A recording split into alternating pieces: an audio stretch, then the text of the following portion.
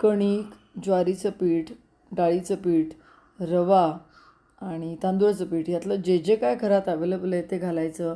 त्याच्यामध्ये बारीक चिरलेलं लसूण, बारीक चिरलेली मिरची, कांदा, टोमॅटो, नंतर ओवा आणि जिरे हे जे काय अवेलेबल आहे ते घालायचं.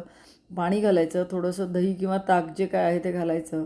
एक अर्धा तास भिजवून ठेवायचं, मीठ घालायचं आणि मग नॉनस्टिक तव्याला थोडंसं तेल लावायचं. तापवून घ्यायचं आधी तवा, मग थोडंसं तेल लावायचं आणि मग थोडंसं ते टेम्परेचर कमी व्हावं म्हणून पाणी शिंपडायचं जसं डोस्याला करतात आणि मग त्याच्यावर मस्त भरभर भरभर धिरडी घालायची आणि खरपूस धिरडी भाजायची आणि खायची.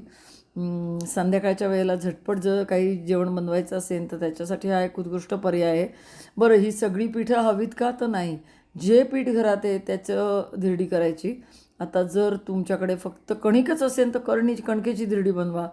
कणिक आणि ज्वारी असेल तर कणिक आणि ज्वारी मिक्स करा. कणिक आणि तांदूळच असेल तर कणिक आणि तांदूळ मिक्स करा.